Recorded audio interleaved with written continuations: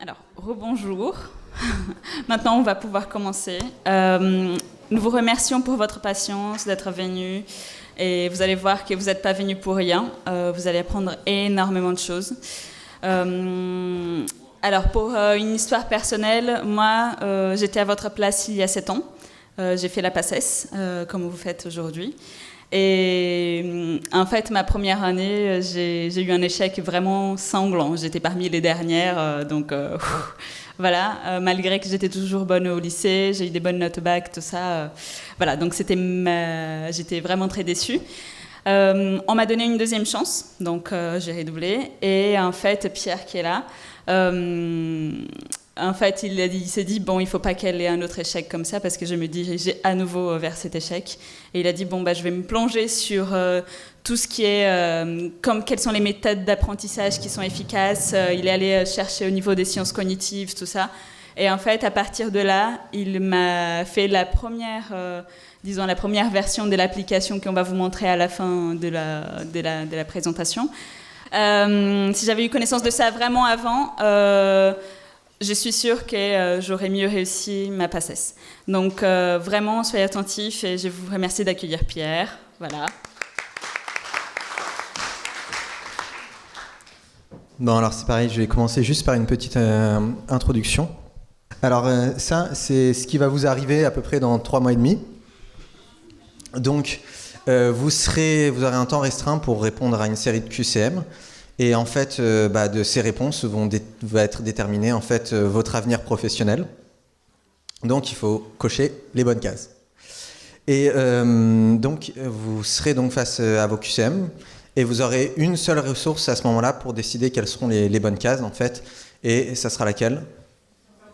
Votre cerveau, exactement. C'est-à-dire que vous allez stocker des connaissances et des savoir-faire dans votre cerveau. Et ça, en fait, ça s'appelle utiliser ça. Exactement. Donc, on va voir, en fait, à la fin de cette conférence, vous allez comprendre, en fait, quels sont les secrets, en fait, pour passer vos cours de votre papier vers votre mémoire. Comment organiser, en fait, vos révisions de façon optimale. Également, comment planifier vos révisions de façon optimale. C'est le but de cette conférence. Et pour ça, en fait, on a la chance cette année d'avoir un docteur en sciences cognitives qui nous accompagne, qui également a développé une solution pour vous aider à vous organiser, qui s'appelle OSIS, qu'il va vous présenter aussi à la fin de la conférence. Donc je vous remercie d'applaudir Bruno Martin.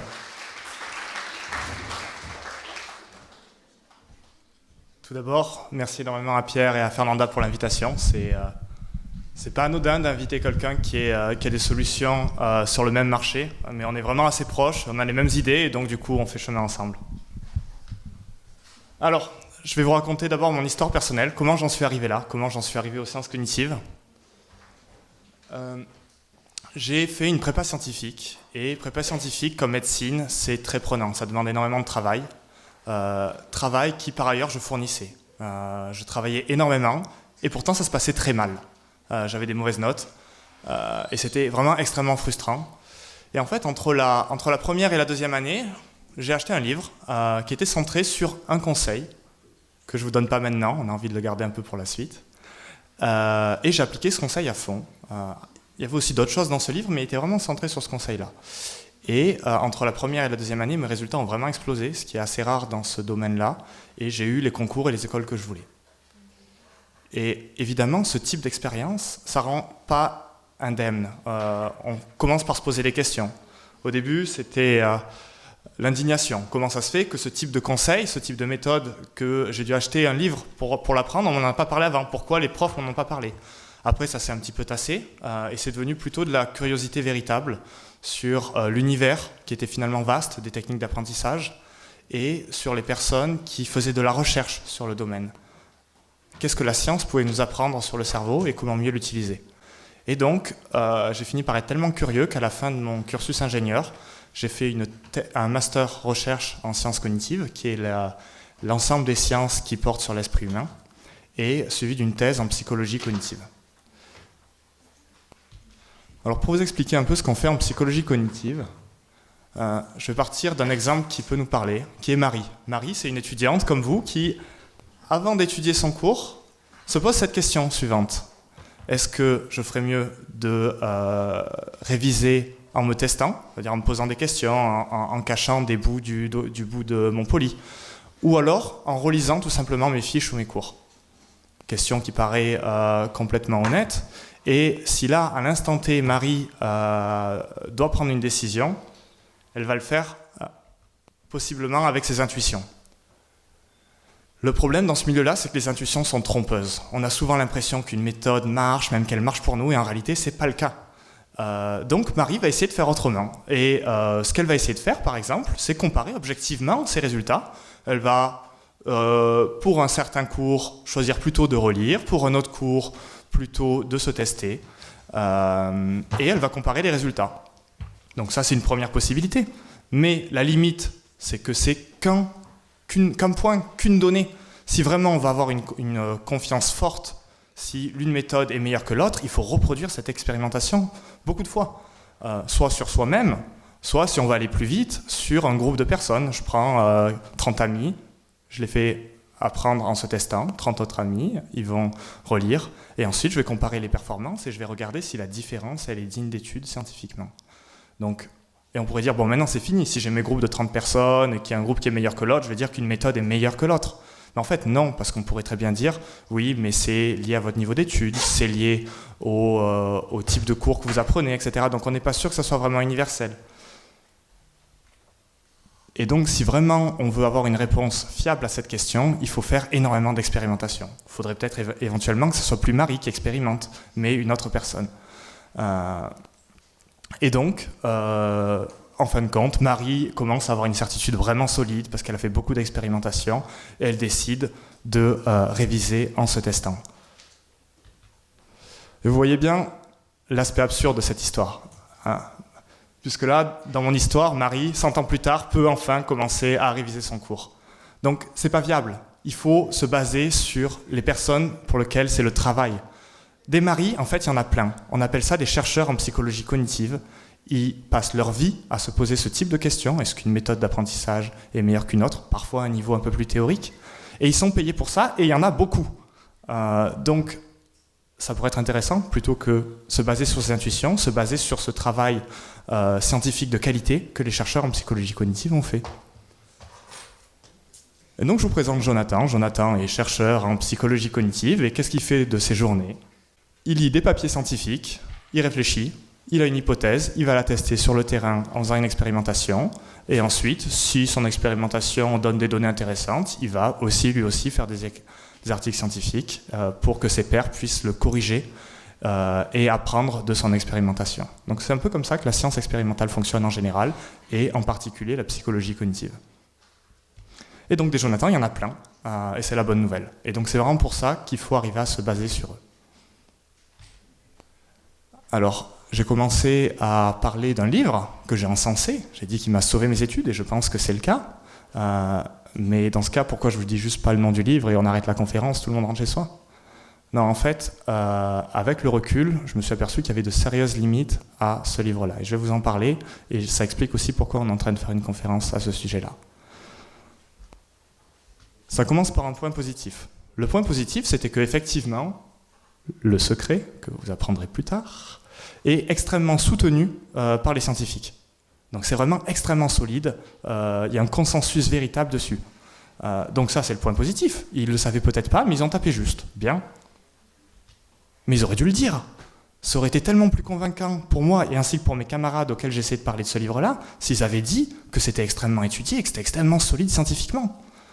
Ça aurait eu tellement plus d'impact et ça aurait été tellement plus riche. Bon, ça, c'est un petit bémol. Encore un autre bémol, c'est que si c'était appuyé sur les études scientifiques, ils auraient peut-être pu nous parler d'autre chose, d'autres méthodes qui permettent de mieux apprendre, mieux utiliser son cerveau. Or, ils sont passés à côté. Et le troisième point, qui est beaucoup plus problématique, c'est qu'il y avait des neuromythes. Est-ce que vous savez ce que c'est que des neuromythes? Non? Ah, je vais me faire un plaisir. Alors, ce n'est pas une mythe qui mange votre cerveau, je vous rassure. C'est des croyances populaires fausses qu'on peut avoir sur le cerveau. Par exemple, un neuromythe très connu, c'est qu'on n'utilise que 10% de son cerveau. Celui-là, vous l'avez entendu? Ouais. Vous savez que c'est faux? Non, très bien. Un neuromythe aussi assez populaire et qui est peut-être moins bien connu en tant que neuromythe, c'est les styles d'apprentissage. Est-ce que certains ont entendu quelque part certains étaient plutôt auditifs, c'est-à-dire qu'ils maîtrisaient mieux à l'oral, d'autres l'écrit, d'autres le visuel? Qui a déjà entendu parler de ça?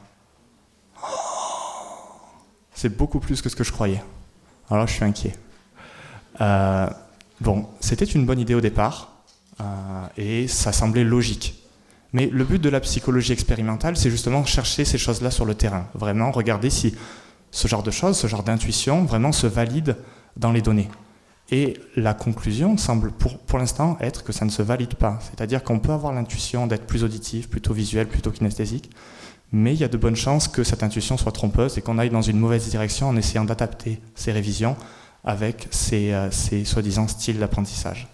Actuellement, il y a un business des styles d'apprentissage et qui a tout intérêt à essayer de propager le plus possible ce neuromythe. Et en contrepartie, il y a peu de personnes qui sont issues du milieu scientifique qui tirent la sonnette d'alarme en disant « faites attention, ce truc-là, c'est vraiment pas fiable d'un point de vue scientifique ». Et donc la blague, c'est que dans mon livre, justement, il y avait ce genre de choses-là. On disait que mon livre me disait il y a des gens qui sont plutôt auditifs, plutôt visuels, etc. Donc moi, j'ai réfléchi, je me suis dit je dois être auditif. Et donc du coup, j'ai passé effectivement un certain temps à réviser de manière audio. Maintenant, avec le recul, je pense que j'aurais peut-être un peu plus dû me méfier de ce point de vue-là. Donc c'est pour ça, les livres, les conseils, les bons conseils, ça peut être très bon, mais avoir un éclairage scientifique, ça fait un filtre et ça permet d'en savoir beaucoup plus sur ce qui marche. Et donc ne pas se baser sur les Jonathan, les personnes qui passent leur vie à se poser ce type de questions, c'est se tirer une balle dans le pied. Et c'est un peu dans cet état d'esprit-là qu'on fait cette conférence-là. C'est on prend un petit peu ce qui peut nous intéresser des sciences cognitives et on essaye de vous en parler et surtout, vraiment, de le mettre à votre portée. Donc je vais laisser la parole à Pierre, qui va vous en dire beaucoup plus sur les facteurs de l'apprentissage et notamment qui va peut-être vous dévoiler le secret. Donc, une petite partie dédiée à la mémoire. Pour vous, c'est quoi la mémoire ? En fait, souvent, quand on parle de la mémoire, on pense très souvent ce que j'ai fait l'année dernière, mes vacances à Tahiti, que j'ai jamais faites, mais que j'aurais bien aimé faire. Voilà. Donc, en fait, la mémoire, c'est un système dans lequel on peut écrire des informations, stocker des informations qu'on puisse récupérer en fait plus tard dans l'avenir. Et ça, c'est un très bon exemple parce que en fait, un cahier, c'est un système de mémoire. On peut écrire dedans, on peut le laisser, et puis on peut récupérer l'information qu'on a écrite 10 ans plus tard. Ça fonctionne. Donc la mémoire, en fait, il y a plein de systèmes de mémoire différentes. Vous avez des mémoires sur vos appareils numériques. Vos livres sont aussi des systèmes en fait pour véhiculer une mémoire. Et quel est le but en fait de l'éducation des enseignants qui vont vous faire cours? Ça va être en fait de transmettre ce que eux ils ont appris. Donc ils ont aussi leur système de mémoire et ils vont vous transmettre ça dans leurs cours. Vous allez les mettre sur un support de mémoire aussi. Donc on va parler de support de mémoire externe à nos cerveaux en fait, vos cahiers, vos prises de notes, vos polis, etc. Une fois qu'on a ces supports de mémoire externe avec toutes ces connaissances dedans, comment on va transmettre ça dans notre mémoire du cerveau, parce que c'est la seule qu'on aura disponible pour notre concours. Donc, en sciences cognitives, on parle de l'ensemble de nos souvenirs comme d'un type de mémoire bien précis qu'on appelle la mémoire épisodique. Mais ce n'est pas le seul système de mémoire qu'on a. En fait, aujourd'hui, je pense que si je vous demande dans quelle ville est située la Tour Eiffel, je pense que vous êtes tous capables de me donner la réponse. Pourtant, aucun de vous n'est né avec cette information écrite dans son esprit. Donc ça veut bien dire que cette information, elle est stockée quelque part dans votre cerveau. Et je pense que peu de gens pourraient me dire en fait à quel moment ils ont compris que la Tour Eiffel se situe à Paris. D'accord ? Donc c'est dans un autre système de mémoire. Et on parle en fait de la mémoire de nos connaissances, qui a un nom en fait scientifique qu'on appelle la mémoire sémantique. Et également, donc on a un troisième type de mémoire intéressant qui va vous servir. C'est la mémoire qui va par exemple servir, vous êtes né, vous ne savez pas faire des des additions. Pourtant, si je vous mets une addition, par exemple 1524 plus 323, vous seriez capable de la poser et de la résoudre. Et comment ça se fait? C'est que vous avez un système de mémoire en fait, qui enregistre comment accomplir un certain nombre de tâches. Et c'est ce qu'on appelle la mémoire procédurale. Alors pourquoi je vous parle de ça en fait? Parce que le sens en fait de l'enseignement, de l'apprentissage, c'est de en fait emmagasiner des connaissances et des savoir-faire. Donc développer ces savoir-faire et ces connaissances, c'est développer en fait sa mémoire sémantique et développer sa mémoire procédurale. On va aller un petit peu dans un autre domaine qui fait partie des sciences cognitives. En fait, il y a plusieurs sous-domaines dans les sciences cognitives. Bruno vous a parlé de la psychologie cognitive. Et là, on va rentrer dans le domaine des neurosciences. Donc, c'est les sciences qui vont s'intéresser en fait au tissu nerveux. Et entre autres, à un organe qui va nous aider, qui s'appelle le cerveau. Donc, que se passe-t-il dans notre cerveau? On a actuellement, chacun d'entre nous, 86 milliards de neurones chacun. Et chacune de ces neurones, en fait, est interconnectée à d'autres neurones via ce qu'on appelle des synapses. Et on a à peu près 10 000 synapses par neurone. Donc, ça fait énormément de connexions. Donc, en fait, dans notre cerveau, on a des autoroutes de l'information. Et c'est dans ces autoroutes, en fait, que sont enregistrées, en fait, notre mémoire. Pour faire simple. Quand on va développer une habilité, par exemple le tir à l'arc, on va commencer à avoir un niveau en fait qui sera pas très bon. On va pas très bien viser la cible. Et en fait, avec l'entraînement, on va s'apercevoir en fait qu'on améliore sa capacité à viser le centre de la cible. Eh bien, en fait, ce type d'apprentissage, on peut l'observer dans des études, par exemple à l'IRM, en voyant en fait comment les zones qui sont utilisées dans ces habilités se développent. Et en fait, on voit que dans le cerveau, on a des modifications qui traduisent en fait le développement de ces mobilités. Également, au point de vue des cellules, donc des neurones, on s'aperçoit également que dans leur capacité à communiquer avec d'autres cellules, les cellules qui sont stimulées lors de ces apprentissages en fait, vont également améliorer leur capacité à communiquer avec les autres. Donc tout ça pour vous dire que quand vous allez apprendre, en fait, vous allez inscrire des choses dans votre cerveau, vous allez avoir des modifications qui vont se passer dans votre cerveau. Donc, toujours le secret de l'apprentissage. Quel est le grand secret de l'apprentissage? Eh bien, si on parle avec beaucoup d'étudiants et qu'on se pose la question, qu'est-ce que font les étudiants de leur temps de travail?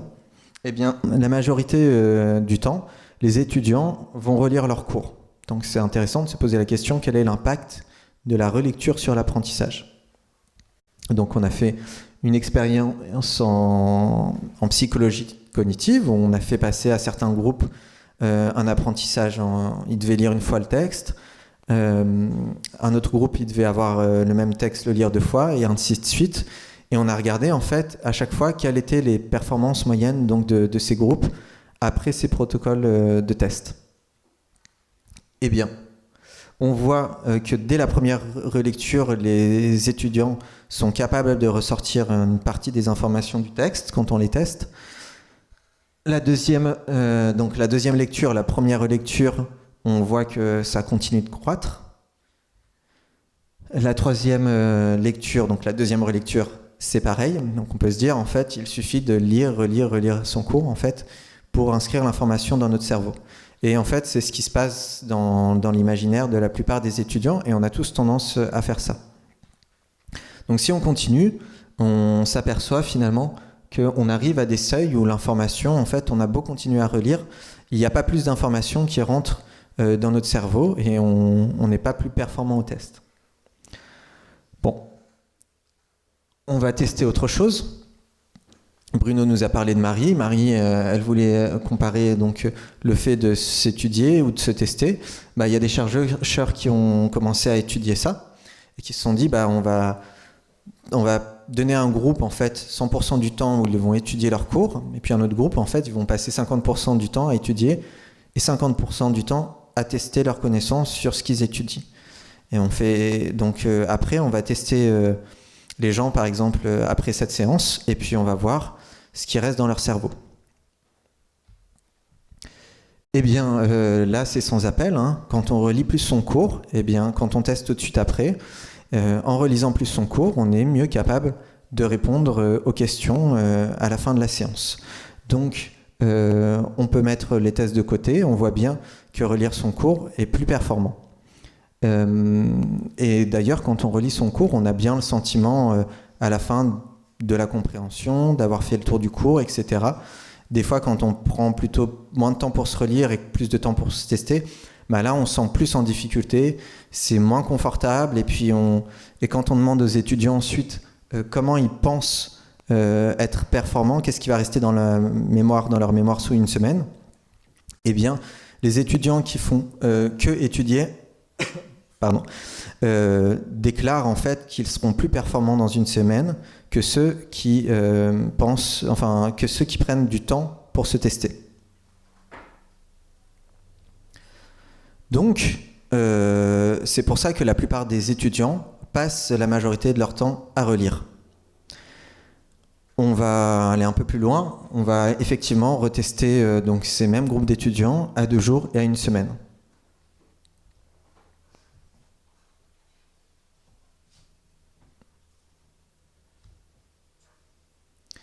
Bien, alors qu'est-ce qu'on découvre ?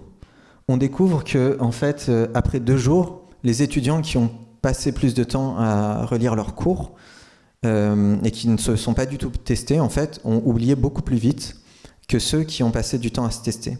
Et quand on regarde à 1 semaine, c'est encore plus important. Donc là, c'est le moment, en fait, de remettre en cause nos intuitions. Si étudier plus, passer plus de temps à lire et à relire donne une meilleure confiance dans son apprentissage, en fait, il s'agit d'une illusion. Quand on prend plus de temps pour se tester, en fait, on sauvegarde mieux l'information dans sa mémoire. Et en fait, le grand secret à comprendre et que nous enseignent les expériences en sciences cognitives, c'est celui-là. On va aller un petit peu plus dans le détail pour que vous imprégniez bien en fait, de toutes les conséquences de ce secret. Alors pourquoi c'est un secret ? Pas parce qu'on cherche à le cacher, mais en fait parce que notre intuition nous trompe et en fait la plupart des gens continuent de croire que passer tout leur temps à lire et relire leurs cours est efficace pour apprendre. Et personne ne nous a enseigné ça, jusque peut-être... est-ce qu'il y en a qui savaient déjà ça dans cette salle ? D'accord, quelques personnes. Est-ce que vous étiez là l'année dernière ? Non, bon d'accord. Alors j'ai peut-être vu 4-5 mains se lever et on doit être 200 inscrits. Donc vous voyez, ça fait 2,5% de la population qui ont entendu parler de ça. Donc alors la grande chance que vous avez, c'est que vous allez être en compétition avec 750 autres personnes cette année qui ne sont pas venues à la conférence. Donc vous allez avoir un avantage sur eux. Bien, alors pourquoi se tester améliore les performances dans le temps ? On a vu qu'un système de mémoire, sa fonction, c'est donc de recevoir, en fait on va écrire dedans des informations, ça va rester stocké dans le système de mémoire et on va le récupérer plus tard. Eh bien notre cerveau, lui, il filtre ce qu'il garde en mémoire. Et selon quels critères il va le filtrer ? Tout simplement, est-ce que cette information, on va aller la chercher dans sa mémoire ou pas ? Si on ne va pas chercher l'information dans sa mémoire, le cerveau n'a pas besoin de garder l'information en mémoire. Donc en fait, le cerveau, lui, pour comprendre ses cours, il a l'habitude en fait de relire ses cours. Donc en fait, le signal qu'on lui renvoie en relisant ses cours, c'est que l'information est disponible dans ses cours et quand on en a besoin, les cours sont disponibles. Donc il n'y a pas besoin de retenir, il n'y a pas besoin de mémoriser ses cours.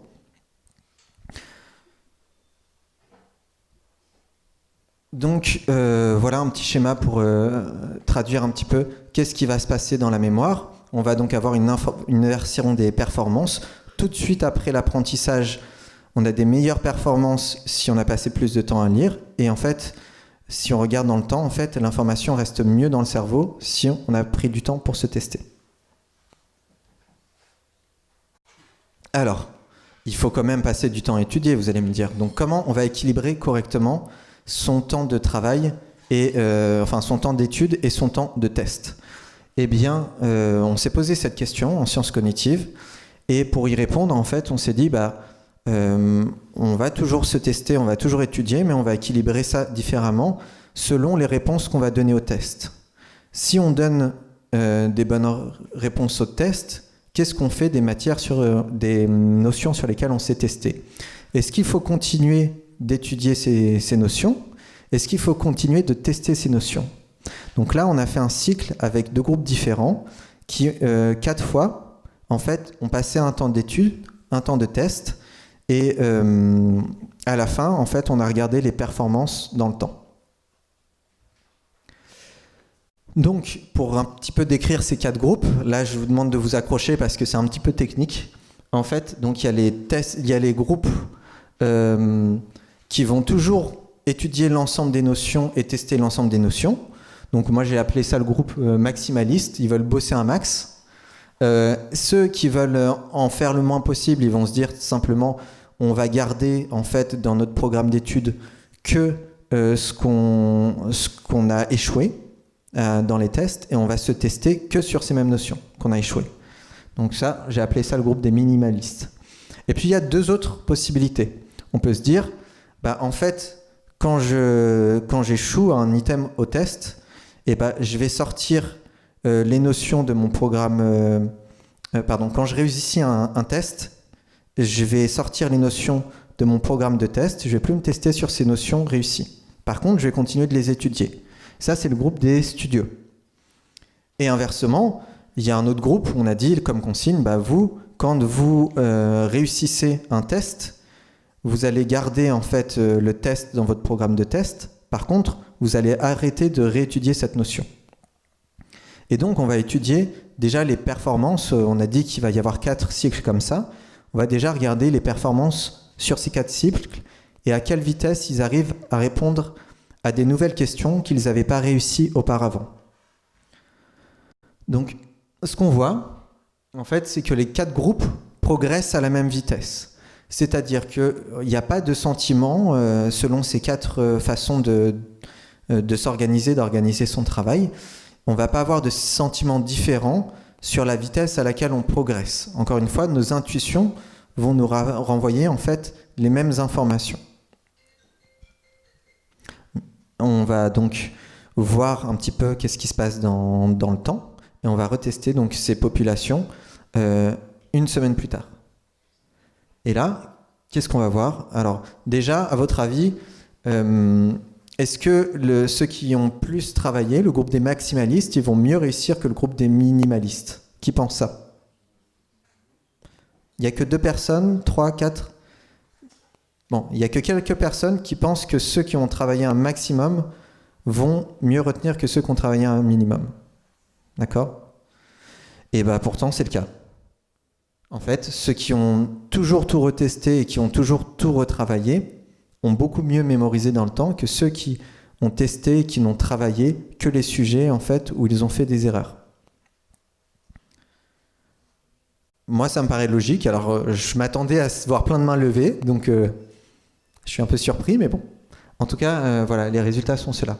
Et ensuite, entre les groupes des testeurs et le groupe des studieux, donc ceux qui se retestaient toujours sur l'ensemble des notions et ceux qui retravaillaient toujours l'ensemble des notions, qu'est-ce qui va mieux s'en sortir? Les testeurs. On va voir ça. Non seulement les testeurs s'en sortent mieux, mais en fait, les testeurs s'en sortent aussi bien que ceux qui ont tout réétudié tout le temps et qui se sont testés sur tout. Et par contre, ceux qui sont studieux, en fait, s'en sortent pas mieux que ceux qui en ont fait le moins possible. Donc, quelle est la différence entre les 2 groupes? Eh bien, en fait, entre les 4 groupes, quelle est la variable qui fait la différence? Eh bien, la variable, c'est que ceux qui ont retiré de leur programme de test les tests qu'ils avaient réussis, en fait, ne se sont testés jamais qu'une seule fois sur les notions réussies. Donc, ils se sont testés, par contre, plusieurs fois sur les notions échouées, mais ils n'ont donné qu'une seule fois la bonne réponse. Et donc, c'est de privilégier cette logique plutôt que de la logique de retester toujours l'ensemble des notions qui fait qu'ils ont moins bien mémorisé. Au contraire, ceux qui ont bien mémorisé, c'est ceux qui prennent l'habitude de tester toujours l'ensemble de toutes les notions. Et il y a une autre variable qui n'est pas indiquée là sur le schéma, c'est quel était le temps de travail des gens. Donc en fait, ceux qui sont le groupe des maximalistes, c'est ceux qui ont le plus bossé, et les minimalistes, c'est ceux qui ont le moins bien bossé. Mais vous voyez qu'entre le groupe maximaliste et le groupe testeur, on a les mêmes performances. Donc en fait, ça veut dire que vous, concrètement dans votre organisation, à partir du moment où vous arrivez à récupérer de mémoire, en fait, par le test, les informations, les notions, vous les avez donc mémorisées, vous êtes capable de les ressortir, eh bien en fait, si après avoir testé ces connaissances, vous continuez à les étudier, en fait, vous n'allez pas avoir de bénéfices supplémentaires. Par contre, si après avoir réussi donc, à répondre à ces notions, vous arrêtez de vous interroger et de vous tester sur ces notions, vous allez les oublier plus vite.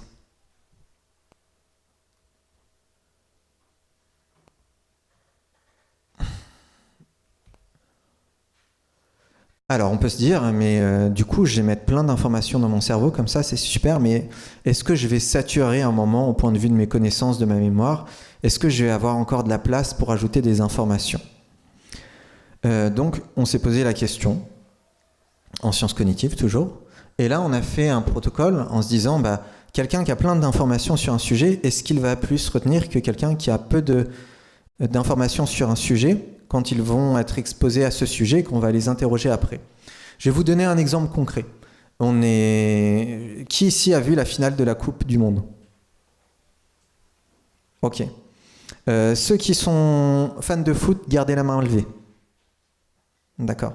Donc on a une partie qui est fan de foot et une partie en fait qui aime bien de temps en temps mais qui ne va pas forcément être fan de foot. Eh bien si on met une personne fan de foot et une personne qui n'est pas fan de foot à regarder ensemble la finale de la Coupe du Monde, la question c'est qui va être le plus à même capable d'en parler après, donc qui aura retenu le plus d'informations du match. Eh bien si on fait cette expérience, on peut se dire intuitivement, ceux qui ont peu de connaissances sur le foot, ils ont tout à apprendre, donc le fait de regarder un match de foot, en fait, ils vont apprendre beaucoup plus que ceux qui sont déjà fans de foot. Donc on va faire le test. Et encore une fois, le résultat est contre-intuitif. Et pourquoi comment on peut expliquer ce résultat? C'est que quand on est bon sur un sujet, tout ce qu'on a en mémoire dans nos mémoires de connaissances et nos mémoires de savoir-faire, en fait, ce sont des outils qu'on va utiliser après pour capter l'information qui nous est enseignée.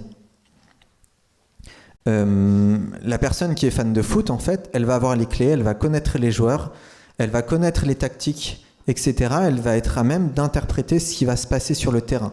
Elle pourra dire après, oui, dans ce match-là, à ce moment-là, ils ont utilisé telle tactique, c'est tel joueur qu'ils ont mis à telle position parce que c'était une telle stratégie. Donc en fait, elle va capter plein d'informations sur le match de foot que l'autre personne ne va ni capter ni apprendre. Pour utiliser une autre image, en fait, quand on ne connaît pas grand-chose à un sujet, en fait, on a donc des connaissances plus vagues. Et en fait, les connaissances, elles sont reliées entre elles. Et en fait, cet ensemble de connaissances forme un maillage, et c'est un petit peu comme si ça formait un filet. Et bien, plus les mailles vont être grandes, plus en fait, ça va laisser passer les petits poissons en dehors du filet. Et on va retenir que les gros poissons, donc que les informations qui sont grossières. Par contre, plus on va avoir un niveau de connaissance élevé sur quelque chose, plus on va avoir un maillage élevé de nos connaissances, et plus on va être capable de capter et les choses qui sont importantes et les petits détails. Et la bonne nouvelle, donc, c'est que du coup, plus on apprend, plus on est capable d'apprendre. Donc, on ne sature pas du tout notre mémoire, au contraire, on développe en fait sa capacité à apprendre en apprenant et en mettant dans notre mémoire des connaissances et dans nos mémoires des savoir-faire des nouveaux apprentissages. Donc, ça doit être la base de votre façon de travailler, de la façon de penser votre travail. Et donc la question c'est, alors quand est-ce qu'on commence à se tester? À quel moment dans le cycle d'apprentissage d'un cours on commence à se tester? Est-ce qu'on commence par le lire? Est-ce qu'on commence par écouter le cours, etc. Eh bien, en fait, qu'est-ce qu'un test? Un test, en fait, c'est une question qui est posée et on va tenter d'y répondre. Et donc, cette démarche de questions-réponses, on s'est posé la question, est-ce que ça serait intéressant de la mettre en place pendant le cours? Eh bien, on a fait un groupe, on leur faisait donc apprendre un cours avec un texte, et un autre groupe, on faisait apprendre exactement le même cours avec le même texte, mais dans ce texte, en fait, on a inséré des questions. Donc, on a fait toute une série d'études pour étudier tout ça, ça a été répliqué. Et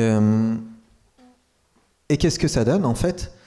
Donc là, c'est en gris foncé, en fait, quand on a inséré des questions dans les textes, en fait, le fait de se poser des questions tout en apprenant son cours, en fait, fait qu'on comprend mieux le cours et les informations rentrent mieux. Ça s'appelle, c'est un nom très simple dans la vie courante, c'est avoir de la curiosité. Quand on a de la curiosité, on se pose de la question sur ce qu'on a sous les yeux, sur les cours qu'on fait. Et donc, c'est cette curiosité et cette habitude de se poser des questions sur les informations qu'on nous donne qui permet de mieux enregistrer en fait ces informations. Et donc, on a dit que faire des tests et poser des questions et faire des réponses. Donc, l'autre partie, c'est qu'on a testé en fait des groupes pour leur demander est-ce que quand on vous pose des questions, si on vous demande de nous expliquer la réponse, vous allez mieux apprendre. Et donc on a fait un groupe où il devait juste donner la réponse, un autre groupe il devait donner la réponse et après il devait nous expliquer pourquoi il donnait cette réponse, et encore un autre groupe où il devait expliquer d'abord et ensuite donner la réponse. Qu'est-ce que ça donne? Eh bien, quand on explique d'abord et qu'ensuite on se positionne sur la réponse, on apprend mieux, tout simplement. On comprend mieux les choses. Et c'est d'autant plus vrai quand on arrive sur des sujets qui sont plus abstraits. D'accord ? Là, il s'agit de mettre en œuvre donc, sa mémoire des procédures, sa mémoire procédurale, pour bien analyser en fait ce qu'on nous fait apprendre. Donc, il faut vous tester. Vous pouvez commencer même à vous poser des questions avant d'aller en cours. Si vous avez un cours demain sur... c'est quoi le programme de demain ?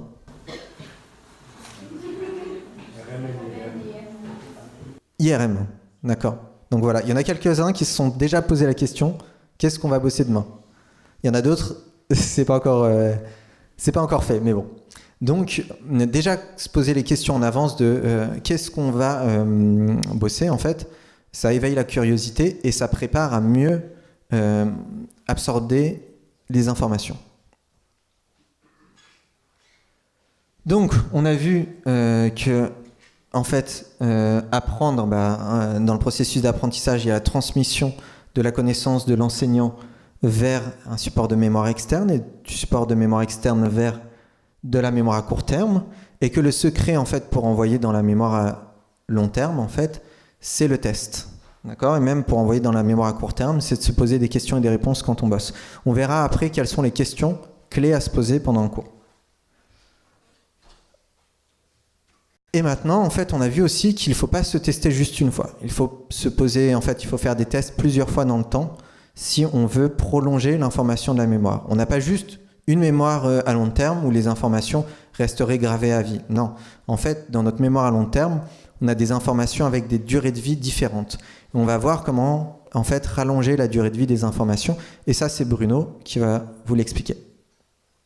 Avant de commencer ma partie, je tenais à féliciter Pierre et Fernanda pour la revue de littérature qu'ils ont fait. Ils ne sont pas issus du milieu académique, ils n'ont pas fait de recherche scientifique, etc. Et pourtant, ils sont allés piocher les articles, ils sont allés construire un argumentaire, ils les ont compris et ils sont arrivés à vous l'expliquer, je trouve, de manière très, très bien. Et donc, du coup, même si je suis le cognitif de l'équipe, je trouve qu'ils ont fait un travail vraiment admirable et franchement, je suis impressionné.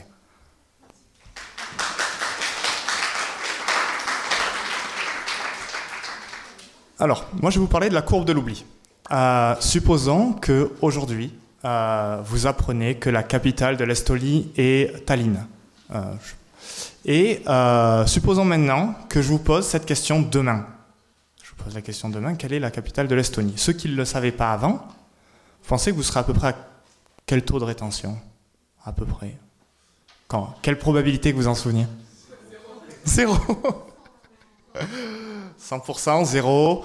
Bon, on serait peut-être, il n'y a pas de réponse vraiment finale à cette question, mais on serait à peu près autour de 90%, quand même une bonne rétention. Non, là où ça va commencer à être dramatique, c'est quand les jours vont s'écouler. Supposons qu'au lieu de vous poser cette question-là demain, je vous la pose dans une semaine.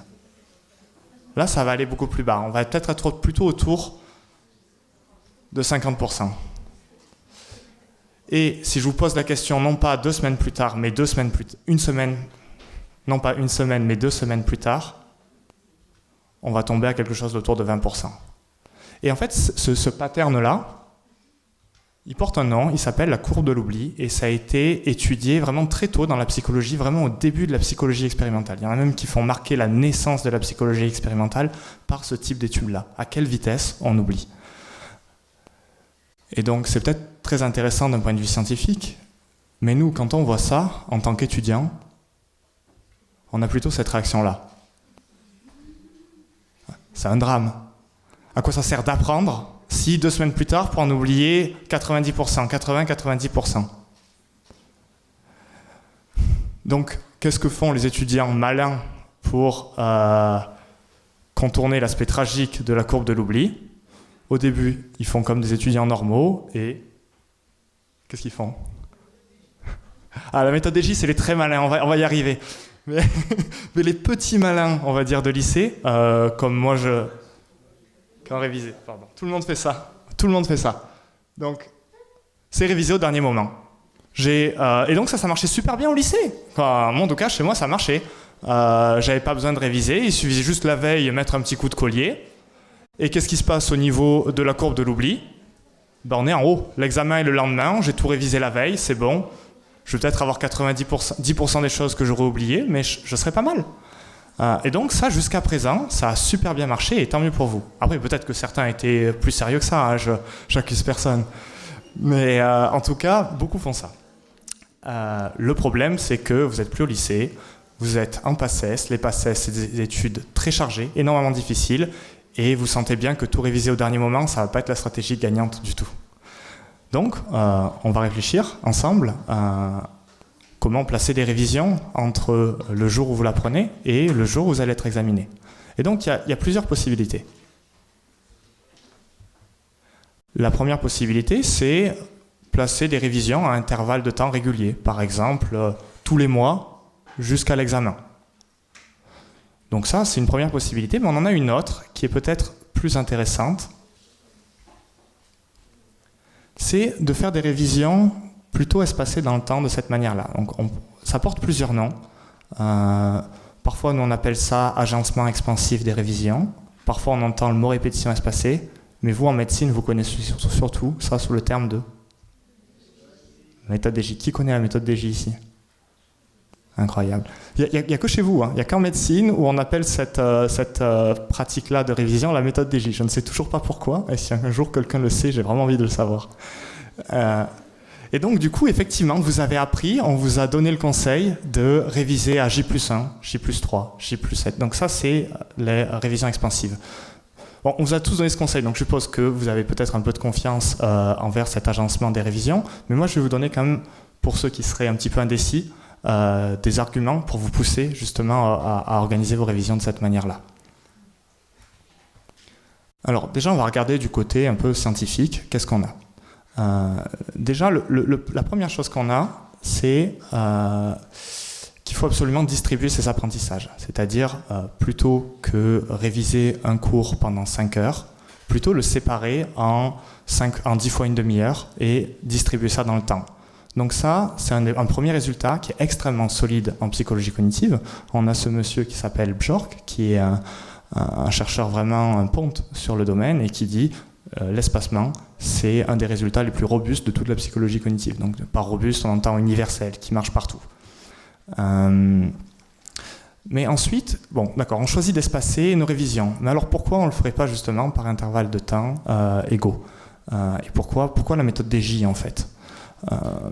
Alors, si on regarde la littérature scientifique qui compare les deux méthodes, ça penche plutôt vers l'expansif, mais il y a encore des petits débats, c'est pas absolument clair dans la tête de certains chercheurs. Maintenant, je vais vous expliquer pourquoi moi, je suis absolument convaincu par la méthode expansive et pourquoi je me détache peut-être du consensus scientifique qui est un peu mou sur le sujet. La première chose, c'est quand on regarde les outils, je vais vous en parler d'un notamment, d'Anki. D'ailleurs, qui connaît Anki ici? Qui a entendu parler d'Anki? Seulement 2-3 mains, d'accord, ok. C'est un outil qui vaut le tout, qui vaut le coup, qui vaut pas l'os outils qu'on va vous présenter évidemment, mais qui mérite un peu qu'on en parle, on en parlera d'ailleurs. Et donc Anki, il agence des révisions de cette manière-là, avec un algorithme de répétition espacée, donc méthode DJ, etc.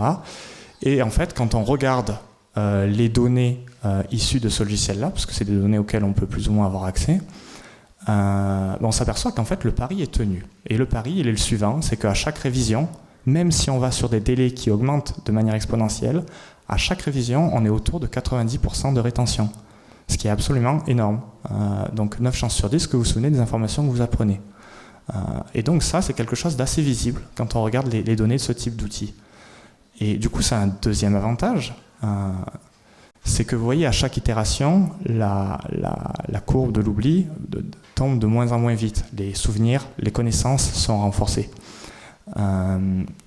Et l'avantage qu'il y a, c'est qu'à chaque fois que vous allez réviser, il y en a beaucoup qui ont peur de la méthode DJ parce qu'ils se projettent et ils se disent « mince, par jour, je vais avoir beaucoup de révisions par jour ». Ok, c'est vrai, mais c'est des révisions qui vont être assez faciles. C'est une révision dans laquelle vous attaquez un cours et vous avez 9 chances sur 10 de vous souvenir de chaque information qui est dans ce cours.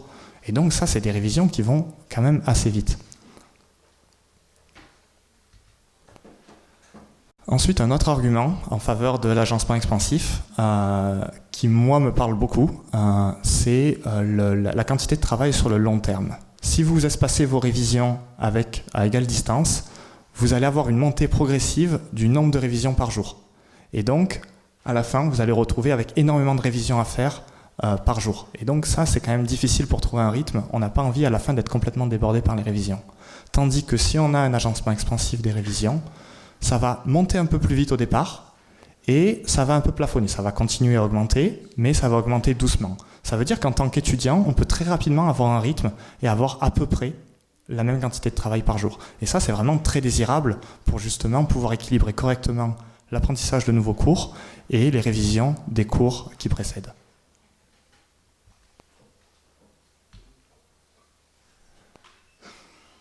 Alors, il y a deux aspects contre-intuitifs de la répétition espacée que je vous livre maintenant. Le premier, c'est qu'au tout départ, on a l'impression que c'est trop tôt pour se tester. Et en fait, c'est jamais trop tôt. Il faut se tester le jour même et le lendemain. Et on voit qu'il y a déjà des pertes à ce moment-là.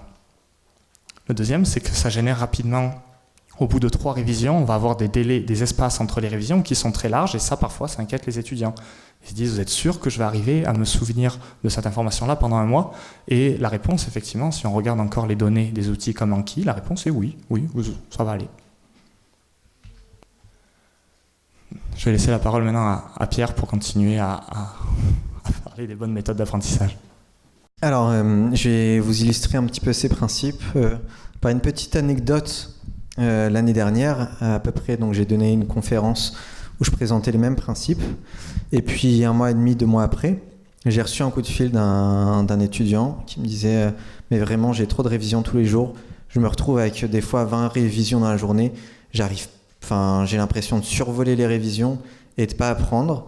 Et pourtant, je suis vraiment convaincu par les principes et je suis sûr que je suis la personne qui les a le plus mis en place de la promo, les plus respectés à la lettre. » Et donc, lui, il avait l'impression de survoler ses cours et qu'il allait se planter, quoi. Et bien, en fait, après le premier semestre, en fait, ses résultats, c'est qu'il était classé dans les 10 premiers. Et il a fini, donc, la PACES dans les 10 premiers. Et donc, ça montre encore une fois le caractère contre-intuitif, en fait, de ces bonnes pratiques d'apprentissage. Et encore une fois, utiliser de la relecture et en fait grouper et passer des longs temps sur un cours en se disant j'ai passé 4 heures, 5 heures sur ce cours pour bien le comprendre, en fait, donne l'illusion d'apprendre, donc donne l'illusion qu'on va atteindre le succès. Mais en fait, là, vous voyez bien que ce qui est écrit dans le sable, avec la prochaine marée, ça va disparaître. Et en fait, toutes ces illusions que vous vous donnez en bachotant et en relisant sans vous tester, en fait, vont s'effacer avec le concours, et c'est pas ce que je vous souhaite.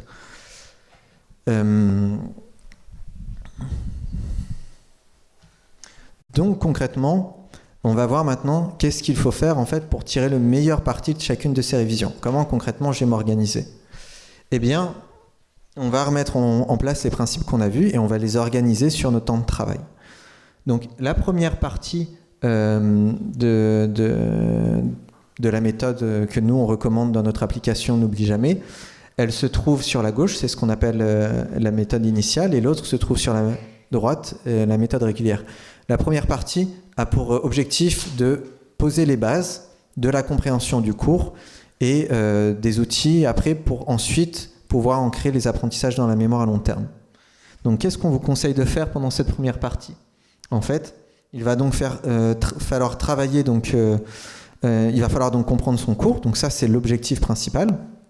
Et pour ça, il va falloir faire travailler donc, ce système de questions-réponses. Et on va le faire travailler à 3 niveaux. Un niveau général, un niveau spécifique au cours et un niveau pratique. Et donc, on va voir maintenant quelles sont les questions clés à se poser. Donc, au niveau général, en fait, tout d'abord, il faut vous poser la première question, c'est qu'est-ce que vous faites là? Pourquoi vous venez en PACES cette année? Quel est votre objectif dans la vie? Est-ce que vous voulez devenir médecin? Est-ce que vous voulez devenir pharmacien? Est-ce que vous voulez faire des études de santé? Est-ce que vous voulez gagner de l'argent? Est-ce que vous voulez faire tomber les filles? Donc il y a plein de motivations qui peuvent nous pousser à faire la PACES cette année. C'est important de les identifier parce que en fait, c'est ces passions, c'est ces objectifs qui vont vous driver toute l'année pour vous retourner dans les cours quand ça va être difficile. Également, il va falloir faire le lien entre cet objectif global que vous vous donnez et chacun de vos cours. En quoi chacun de mes cours va me rapprocher de mon objectif. Ça peut être soit en quoi ce cours va avoir un lien avec la profession que je veux faire, ou peut-être quel nombre de points ce cours peut me rapporter. Et ça, c'est des questions qu'il faut vraiment se poser et qui vont vous aider à faire les bons choix. Donc, il faut aussi se poser les questions, c'est qu'est-ce que l'enseignant avait en tête quand il a fait ce cours? Qu'est-ce que l'enseignant veut que je sache à la fin de ce cours? Et donc, sur quoi il va m'interroger? Et donc, être capable d'interpréter ça, c'est un sacré avantage parce qu'on peut anticiper, en fait, le type de questions qu'on va nous poser et les connaissances à retenir de son cours.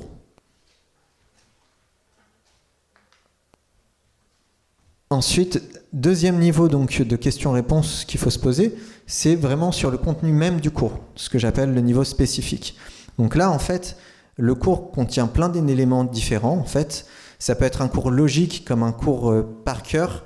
Le principe est la même chose, est le même en fait. C'est-à-dire que vous avez différents éléments qui vont être liés d'une façon spécifique entre eux. Il faut identifier en fait comment se hiérarchisent ces éléments, quels sont les plus importants, quels sont les moins importants, quels sont ceux que je dois retenir par cœur. Est-ce que je suis capable de définir chacun de ces éléments? Est-ce que je suis capable de comprendre le lien de ces éléments entre eux?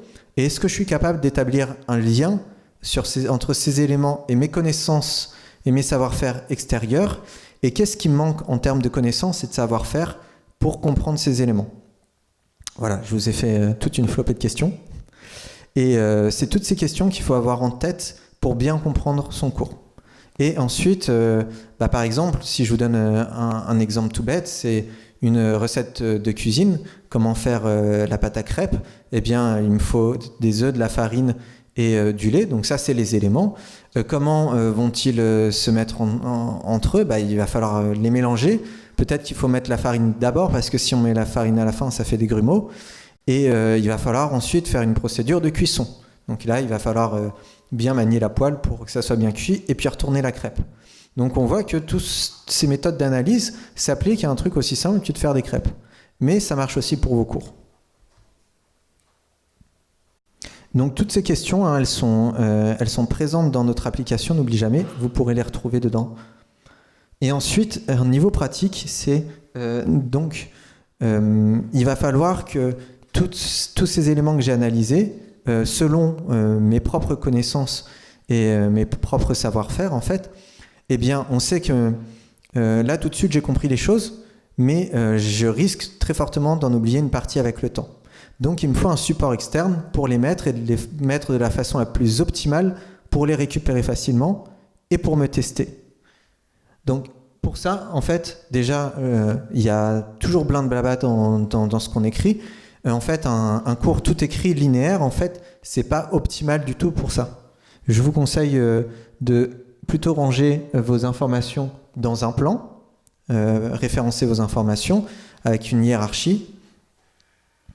Et également, donc il y a plusieurs systèmes pour ranger vos informations.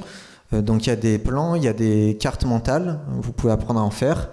Il y a des frises chronologiques, ça peut être, par exemple, les frises chronologiques, on se dit c'est bien pour l'histoire, mais en fait, quand vous allez faire de la biologie de la reproduction, qu'est-ce qu'il y a à ce stade-là, qu'est-ce qu'il y a à ce stade-là, qu'est-ce qu'il y a à ce stade-là, c'est de la chronologie.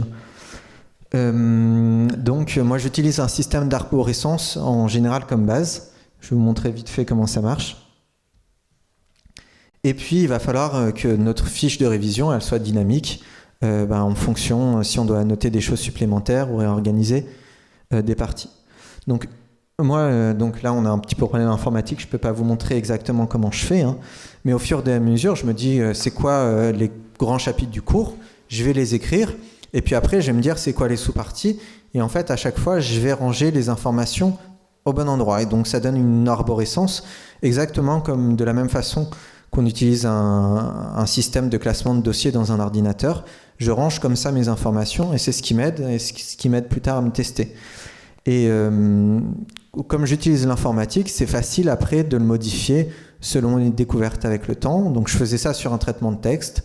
On peut utiliser plusieurs façons d'organiser ça. Bruno vous proposera des alternatives.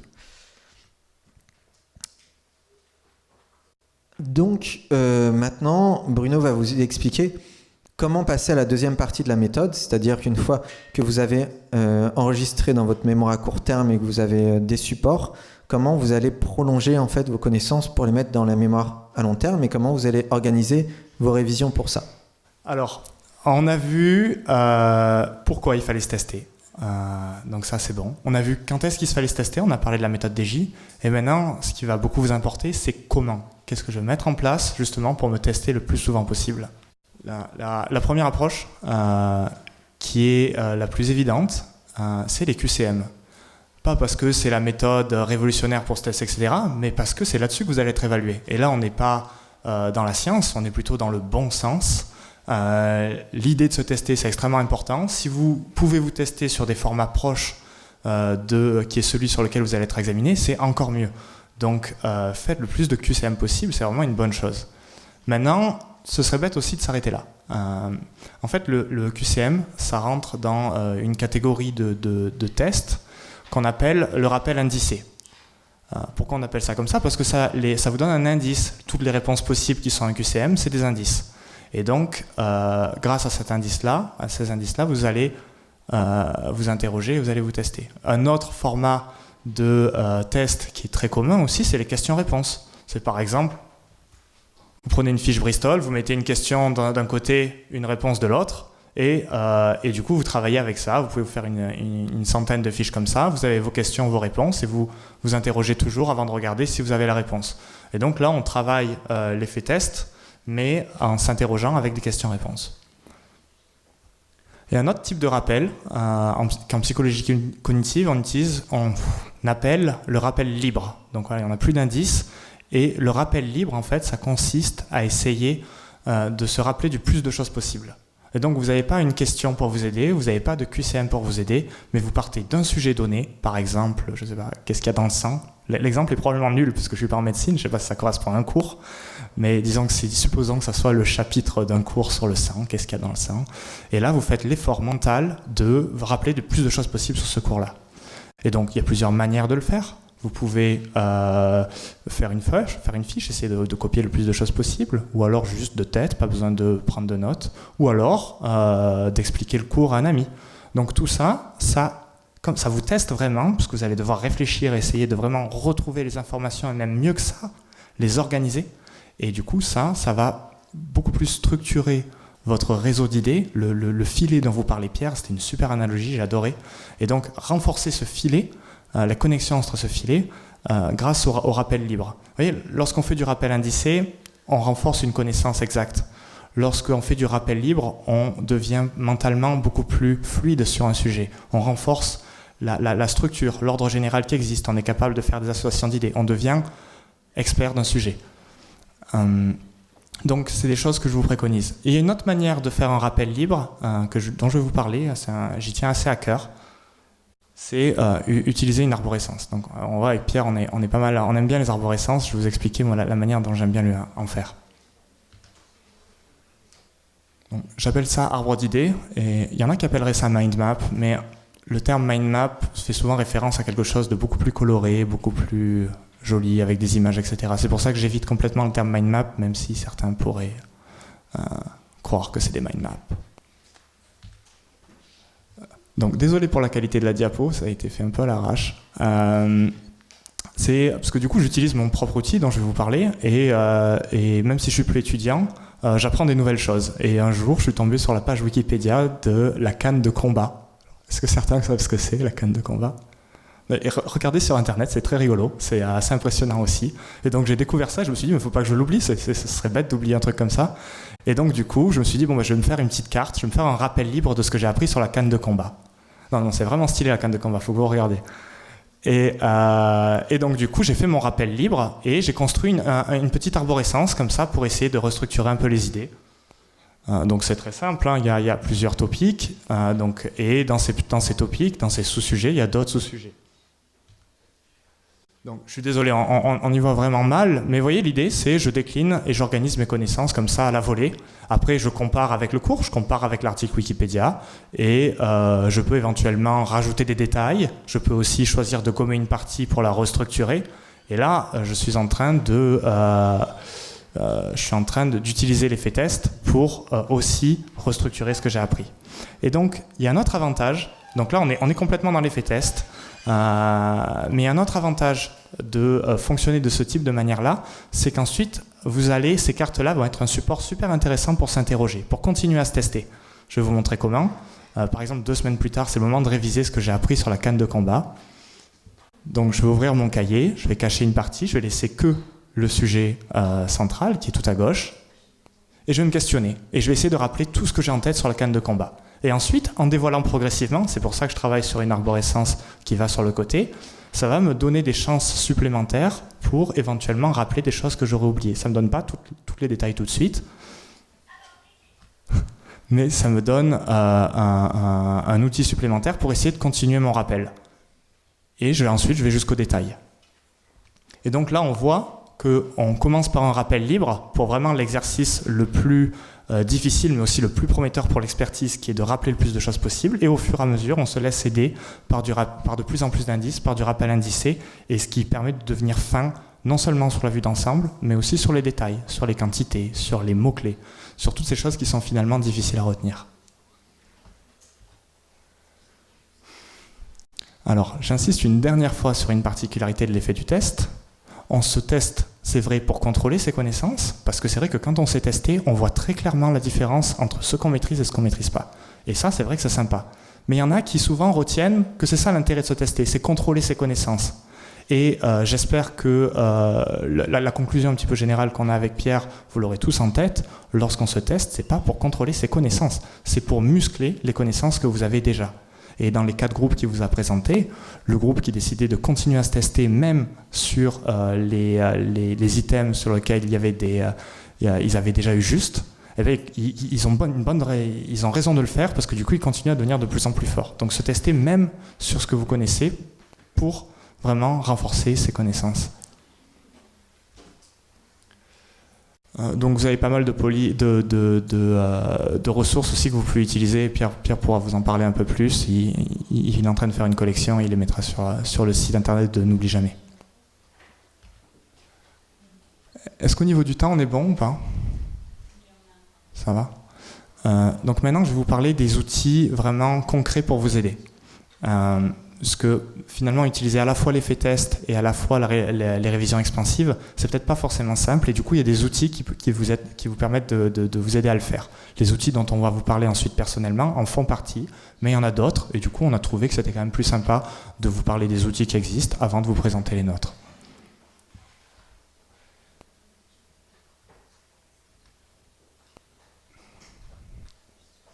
Alors, le premier outil dont je voulais vous parler, et du coup je suis content de vous en parler puisque je vois que peu de personnes le connaissent, c'est Anki.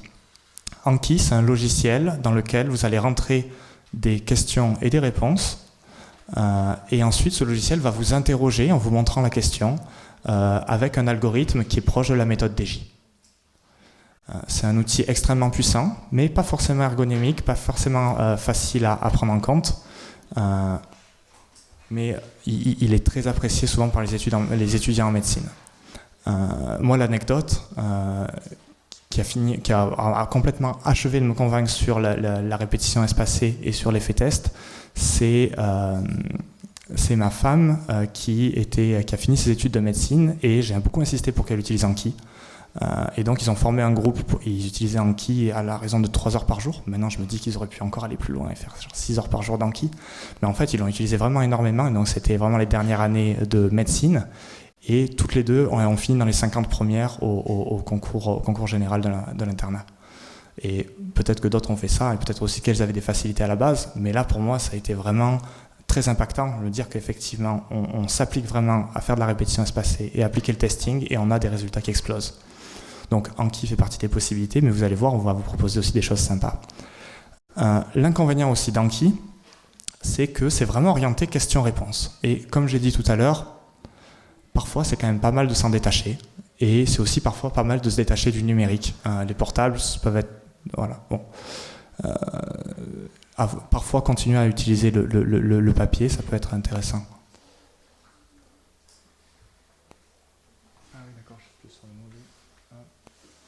Donc je vous montre rapidement comment fonctionne Anki. Vous allez être interrogé de cette manière-là. Donc ça c'est mon deck d'anglais. Je continue à utiliser Anki pour apprendre l'anglais. Donc j'ai une expression. Ensuite je clique sur afficher la réponse. Et ensuite, une fois que la réponse est affichée, je m'auto-évalue. À quel point j'avais cette réponse-là. Et selon l'auto-évaluation que vous donnez, la carte va être replanifiée dans le temps.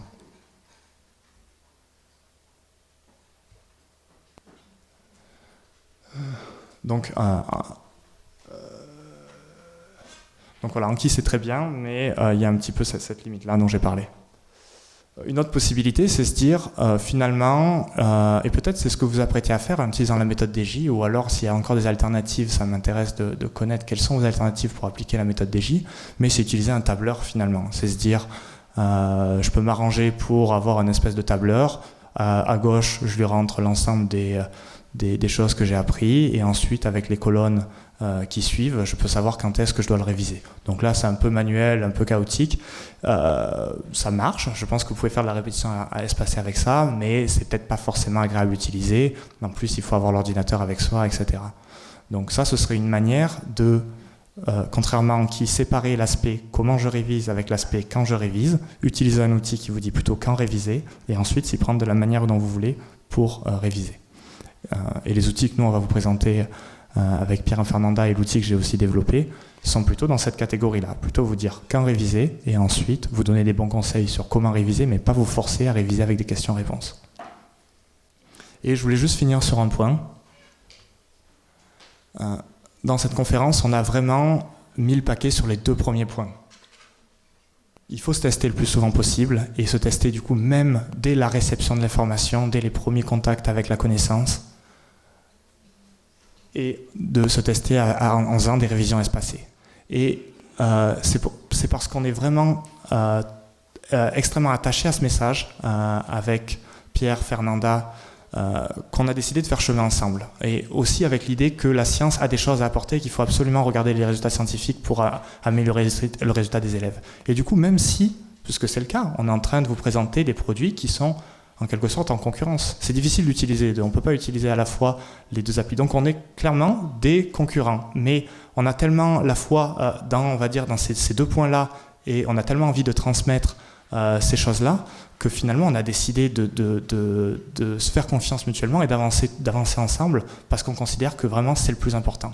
Testez-vous, faites des révisions expansives, vous avez le choix de vos outils, ça peut être ceux qu'on vous propose, ça peut être Anki, ça peut être un tableur papier. Nous évidemment on est contents et on pense que c'est bon pour vous d'utiliser nos outils, sinon on ne serait pas là. Mais les messages qu'on essaie de vous apporter dans nos conférences ont quelque part ont beaucoup de valeur et on espère vraiment que vous réussirez à les appliquer cette année.